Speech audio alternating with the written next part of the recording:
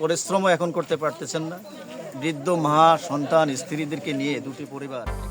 লক্ষ্মীপুরের কমলনগরে নুরুল আলম নুরু হত্যা মামলায় 2 ইটভাটা শ্রমিক ও এক গৃহবধূকে আসামি করার প্রতিবাদে মানববন্ধন করেছেন এলাকাবাসী। গতকাল শনিবার বেলা 11টার দিকে উপজেলার চর কাদিরা ইউনিয়নের 6 নম্বর ওয়ার্ডে এ মানববন্ধন অনুষ্ঠিত হয়। মানববন্ধনে বক্তারা দাবি করেন, প্রকৃত অপরাধীদের আড়াল করে ষড়যন্ত্রমূলকভাবে এই 3 জনকে মামলায় জড়ানো হয়েছে।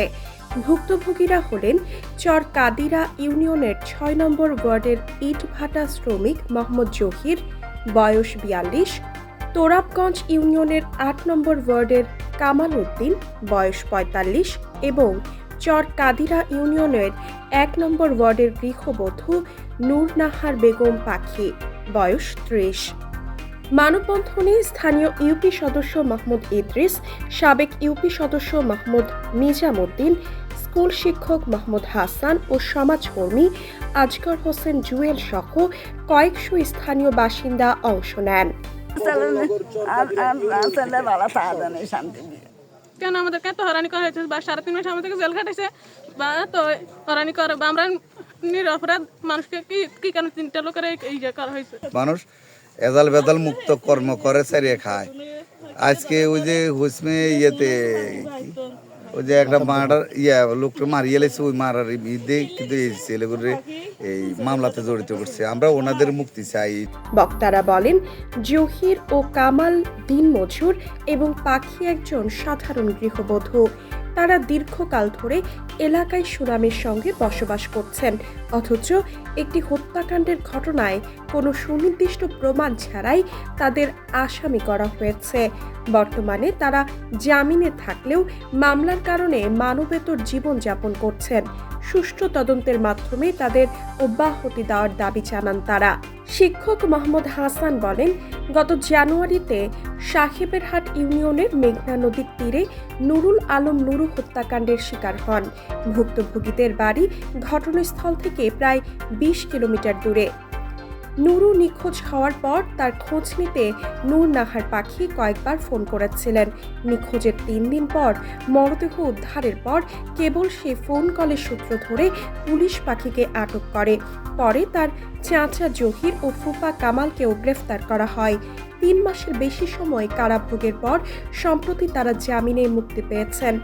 ইউপি সদস্য মাহমুদ ইদ্রিস বলেন, নিখোঁজ ব্যক্তির খোঁজ নিতে ফোন করা যদি অপরাধ হয় তবে সেটি অত্যন্ত উদ্বেগের বিষয়। আমরা চাই প্রকৃত খুনিরা শনাক্ত হোক, কিন্তু নিরীহ মানুষ যেন হয়রানির শিকার না হয়। 2 বছরও যায়নি, কিন্তু ওই যে ফোনের লোকেশনের মাধ্যমে ওই যে পাখির সাথে মনে হয় যে ওই ছেলের ভাই বোনের সম্পর্ক ছিল, ওইটারে সূত্র করি আপনার ওই যে থানায় ওই লোকেশনের মাধ্যমে পাখিরে ধরার পরে পাখি বলছে যে জহির ওনার আত্মীয়, ওই সুবাদে জহিরের সহকারে পুলিশ তুলে নিয়ে যায়। প্রকৃত আসামি না পাওয়ার কারণে তারা তাদেরকে এই মামলায় ইনভলভ করে চালান দিচ্ছে। তা আমরা আসলে এই পরিবারগুলো একেবারে এই মামলায় পড়ার পরে একেবারে নিঃস্ব হয়ে গেছে। মানে এখন তাদের পরিবার পরিজন নিয়ে চলাফেরা করা খুবই কষ্টকর। কারণ আমরা চাই যে আসলে একটি সুষ্ঠু তদন্তের মাধ্যমে এই হত্যাকাণ্ডে নুরু হত্যার বিচার আমরা চাই, তবে সেটা সুষ্ঠু তদন্তের মাধ্যমে যারা প্রকৃত দোষী বা অপরাধী তাদেরকে আইন শৃঙ্খলা বাহিনী গ্রেপ্তার করুক। নিজেদের দায়িত্ব এড়ানোর জন্য সহজে তাদেরকে মামলা ইনক্লুড করে তাদেরকে ফাঁসি দেওয়া হয়েছে আমাদের দৃঢ় বিশ্বাস। পুলিশ ও স্থানীয় সূত্র জানায়, গত 16 জানুয়ারি সন্ধ্যায় নিখোঁজ হন সাহেবেরহাট ইউনিয়নের নুরুল আলম নুরু। 3 দিন পর 19 জানুয়ারি সকালে মাতব্বরহাট এলাকায় মেঘনা নদীর তীর থেকে তার মরদেহ উদ্ধার করে পুলিশ। ওই ঘটনায় করা মামলায় সন্দেহভাজন হিসেবে পুলিশ নূর নাহার পাখি ও তার 2 আত্মীয়কে গ্রেফতার করে কারাগারে পাঠিয়েছিল। এই মামলাটি যে সংস্থা তদন্ত করছেন, তদন্তকারী কর্মকর্তা এই বিষয়টিকে সঠিকভাবে তদন্ত করে এই নিরপরাধী মানুষ, তারা দাবি করছেন তারা নিরপরাধী, পাশাপাশি সমাজের শত শত মানুষ দাবি করছেন এই 3টা পরিবার নিরপরাধ। মামলার তদন্তের বিষয়ে সিআইডি লক্ষ্মীপুর জেলা কার্যালয়ের কর্মকর্তা মাহমুদ মিজানুর রহমান বলেন, মামলাটি অত্যন্ত পেশাদারিত্বের সঙ্গে তদন্ত করা হচ্ছে। তদন্তে যদি ওই 3 জনের সম্পৃক্ততা পাওয়া না যায় তবে তাদের মামলা থেকে অব্যাহতি দেওয়ার সুপারিশ করে আদালতে প্রতিবেদন দাখিল করা হবে।